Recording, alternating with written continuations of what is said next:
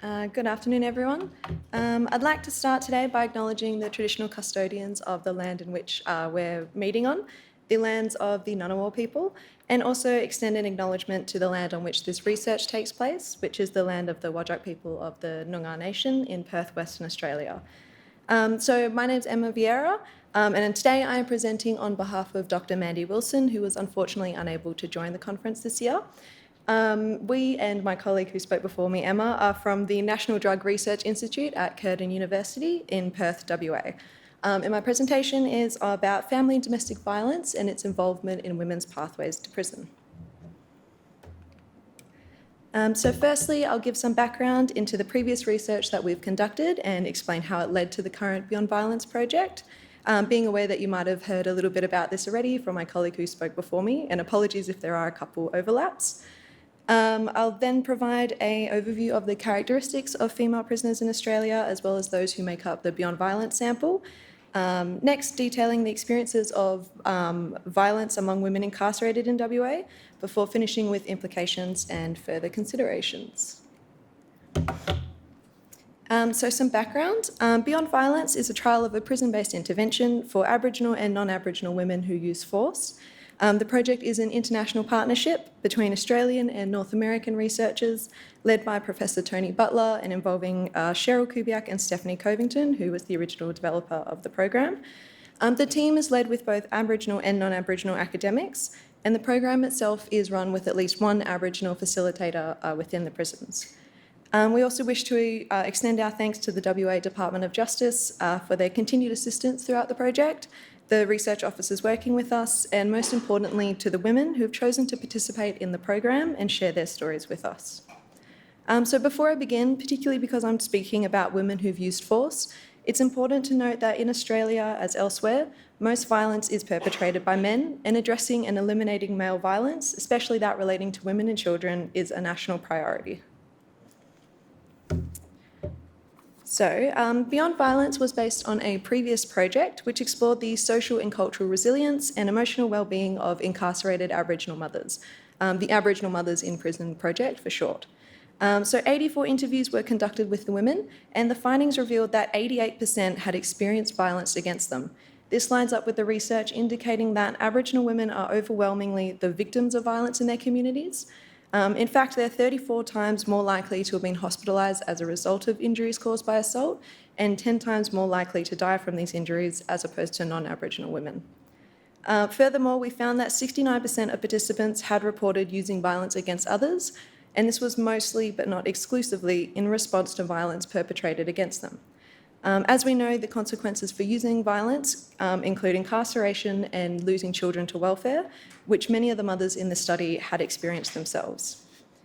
So despite the high numbers of mothers who had used violence against others, barely any of the women in the sample had spoken to anyone about this violence, and none had reported completing an intensive violent offender program, either in prison or in the community, despite having a desire to do so. The lack of treatment options meant that many of the women were also being refused parole because they had assessed treatment needs, even though there wasn't any way for these needs to be addressed. So this is where the team identified a significant gap: the lack of targeted programs for women who use violence in the WA justice system.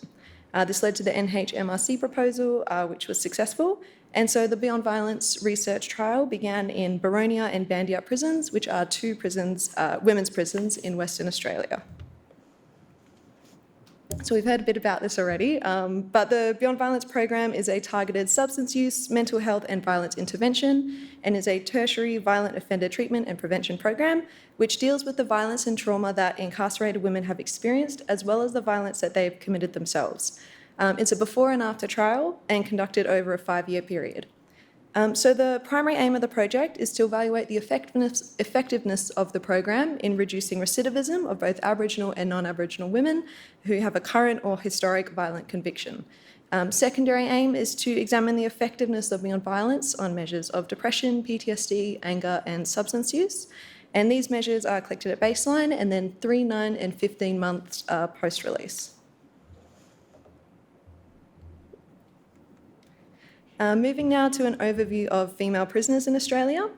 We know that women make up only a small proportion of the total Australian prisoner population, just 8%, but in the last decade and beyond, the rates of incarceration of women have skyrocketed, up 64% from 2009. This trend shows no signs of stopping, indicating women to be one of the fastest growing groups in Australian prisons, and this is a pattern that is mimicked elsewhere in the world. So what is driving the increased incarceration rates? It could be due to a combination of factors, including family and domestic violence and women's own self-defensive or violence in retaliation to victimisation. Research also indicates that mandatory sentencing laws have the greatest impact on the most vulnerable groups. In WA, minimum mandatory sentences are enforced for assaulting police officers, driving a motor vehicle to escape pursuit, and for repeat burglary offences. And you might wonder why Miss Jew's photo is included on this slide. So in 2014, a Yamachi woman, Miss Jew, was taken into police custody in South Headland, WA, for unpaid fines of about $3,500. The 22-year-old was taken to hospital twice, and each time was sent back with her symptoms being blamed on either drug use or simply faking it. On the third visit, and less than 48 hours later, she had died from septicemia and pneumonia, largely because no one believed her when she told them that she was in pain. So until recently, West Australians who couldn't or wouldn't pay fines up front had three options: pay an instalment, work off the fines through community service orders, or go to jail, where they would serve 1 day in custody for every $250 that they owed. Women were one of the fastest growing groups who went to jail for unpaid fines in WA, in particular Aboriginal women. Their numbers soared by 576% between 2008 and 2013, contributing significantly to the drivers of women's imprisonment. So in response to Miss Jew's passing and the recommendations from the subsequent coronial inquest, as well as a campaign to end imprisonment for unpaid fines, the Fines, Penalties and Infringement Notices Enforcement Amendment Bill was passed. Under this legislation, imprisonment for non-payment of fines was restricted, so it can only be ordered by a magistrate, and even then only as a sanction of last resort. And this legislation brought WA in line with the other states. So further drivers of the increasing incarceration rates among women include an observed change in the types of offences that women are committing. So for example, a contributing factor is the increasing involvement of violence in their offending profiles. We'll talk about this a bit more later, but for now it's important to note that these types of offences are more likely to attract a sentence of imprisonment. Changes in sentencing practices have also been noted. Previously it was suggested that the courts appeared to treat women more leniently than men, but now courts seem to be having more serious responses to less serious offences, and these are the offences that women are more likely to be charged with. So female and male prisoners, may share similar characteristics, but women have disproportionately higher rates of several factors, especially co-occurring factors.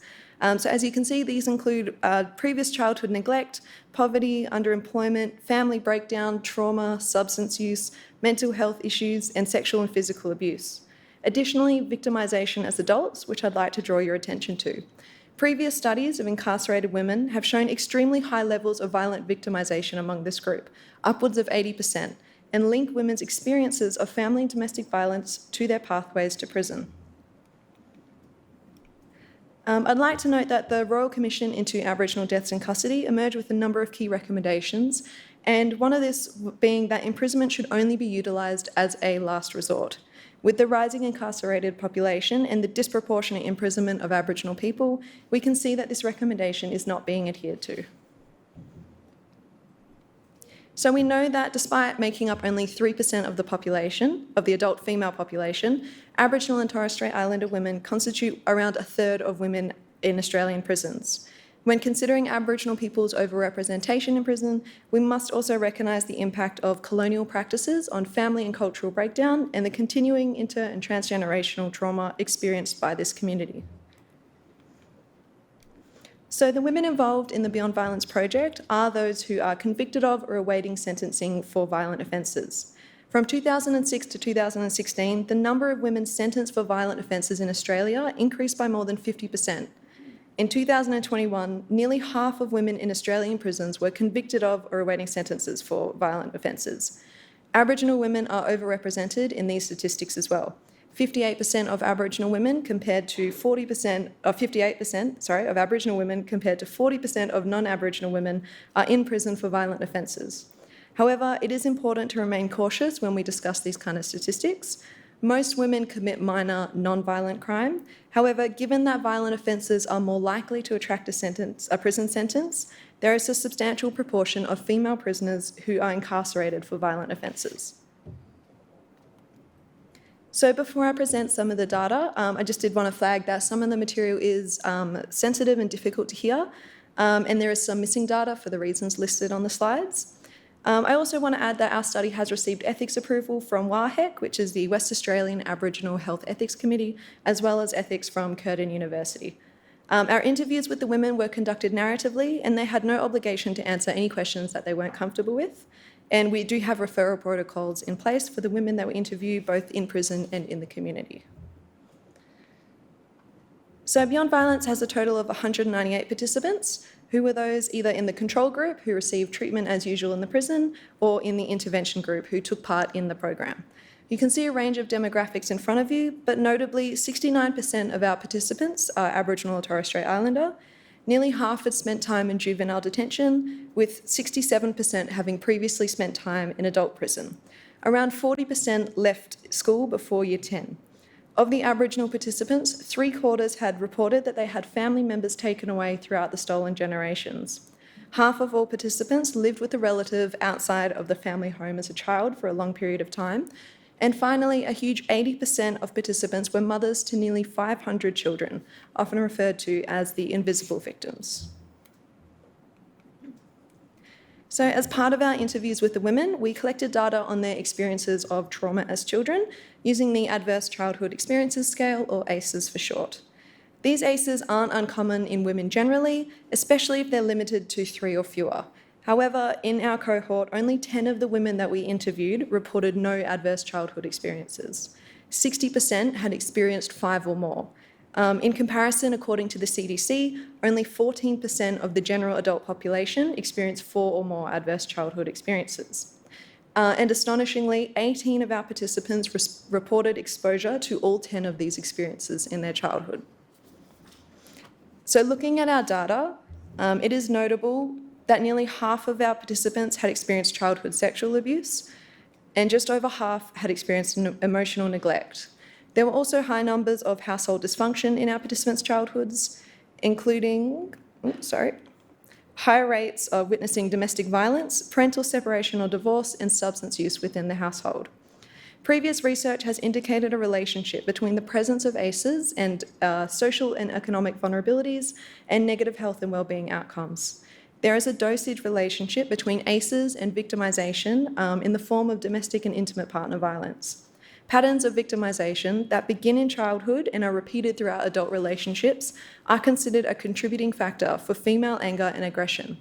Importantly, research indicates that the accumulation of ACEs and victimisation throughout childhood and into adulthood in the form of domestic and intimate partner violence lays the foundation for female aggression and perpetration of violence. So moving on now to the women's experience of violence, which is a priority but neglected public health issue.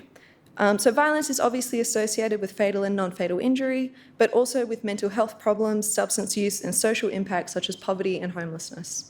The negative impacts of violence are far-reaching for victims and survivors, families, and the wider community. Violence puts enormous pressure on justice, health, and social welfare systems. It's also important to note that there are some sections of the population who are at a heightened risk of experiencing family and domestic violence, such as women with disabilities, Aboriginal women, trans women, and incarcerated women. Research indicates that up to 90% of women incarcerated in Australia have experienced family and domestic violence. It's been noted that either directly or indirectly, this violence is a major contributor to women being incarcerated. We know that family and domestic violence has short and long-term impacts on victims, including homelessness, substance use, stress, trauma, brain injury, mental health issues, poverty, and unemployment. All of these impacts are also drivers of female imprisonment. So what you see now is some more data from our sample of Beyond Violence participants. So during the interviews, we used tools to measure the frequency of various types of violence that was experienced by our participants. Women were asked questions about jealous and controlling behaviours, threats to kill, harming of pets, right through to physical violence and assault with weapons.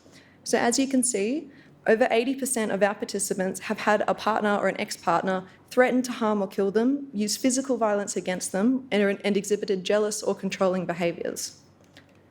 2/3 of the sample indicated that their partner had put their hands or another object around their neck and applied pressure to restrain them. 63% had experienced a head injury severe enough to result in a loss of consciousness.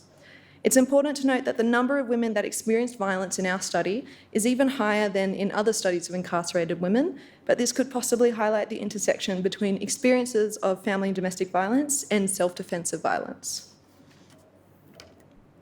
So women also reported additional forms of violence that they experienced in the context of FDV, including emotional, verbal, financial and sexual abuse, broken and stolen possessions, being held against their will, being drugged or being isolated from their friends and family.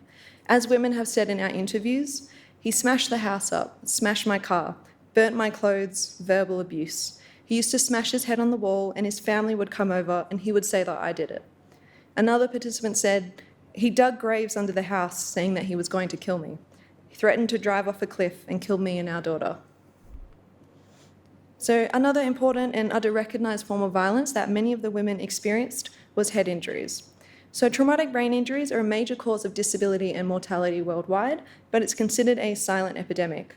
Head injuries can result in neurological and behavioural changes, such as increased aggression, impulsivity and violence, and these factors are also associated with an increased risk of criminal justice involvement. So of our participants who experienced a head injury that resulted in a loss of consciousness, nearly half experienced these injuries due to family and domestic violence, which was the most common of causes. In the general population, the most common cause of head injuries is falls. Within our sample, we found that the FDV was mostly perpetrated by intimate partners, but participants also reported experiencing this violence from other family members and experiencing it through both body parts and weapons. So, for example, participants have reported being hit on the head with bricks and knives, and one was hit by her mother with a tin of spaghetti. Another participant recounts getting punched on the head 5 times by her ex-partner and left out in the bush at night, injured. She had to find her way back home and hailed down a truck driver to call an ambulance.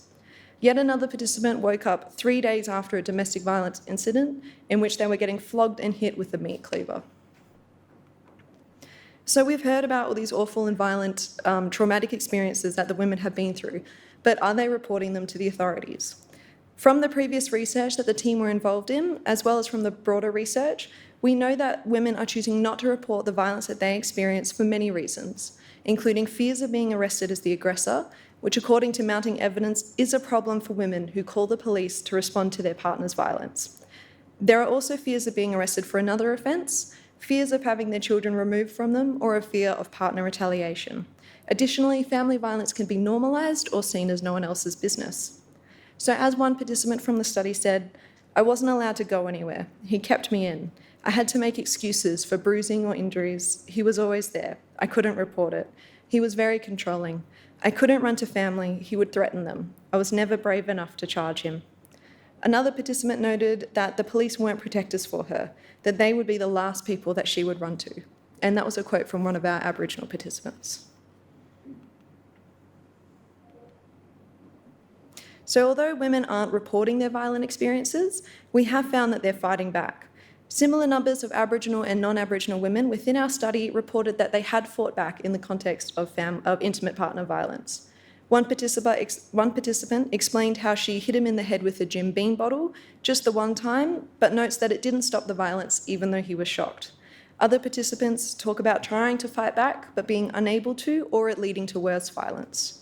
We know from the literature around women's use of force, in addition to our participants' accounts, that women fighting back rarely stops or modifies a partner's abusive behaviours.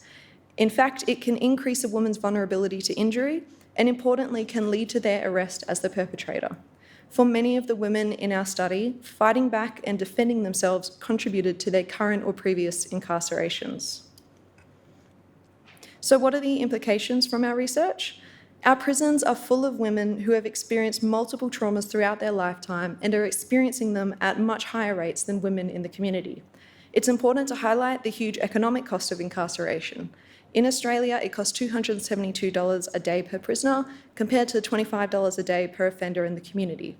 And the economic cost of violence against women and children in Australia is estimated to be close to $22 billion per year. Many women in WA prisons have experienced family and domestic violence at levels which should be a cause for alarm as a nation. As one of our participants has stated, "I came to prison to get away from him. Prison saved me." Something is seriously wrong when prison is perceived by women as a place to seek sanctuary from violent partners.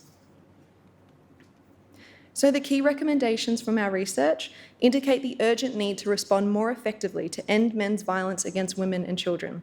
To stop the rising incarceration rates among women, we must also stop relying on the criminal justice system to protect women from male violence. This simply puts vulnerable women in an environment which can potentially re-traumatise them. We must commit to address, at the community level, the underlying drivers of female incarceration and the factors associated with family and domestic violence, such as gender, racism, and social inequality. We rely far too heavily on the criminal justice system to deal with these complex issues surrounding women's imprisonment. Additionally, training should be provided to ensure appropriate and routine inquiry regarding a woman's history of family and domestic violence, so that proportionate responses can occur at each stage of the criminal justice system. And if we are to do anything to intervene in the alarming increase in women's imprisonment, we must redirect funds from building prisons to alternatives to incarceration, such as justice reinvestment, home detention, and community-based programs that allow healing to occur. The majority of women, and particularly mothers, should be diverted away from the criminal justice system into appropriate and well-funded trauma-based programs in the community, with an amendment to laws that contribute to women's unnecessary incarceration, such as mandatory sentencing. These alternatives are essential to allow healing to occur. Thank you for listening.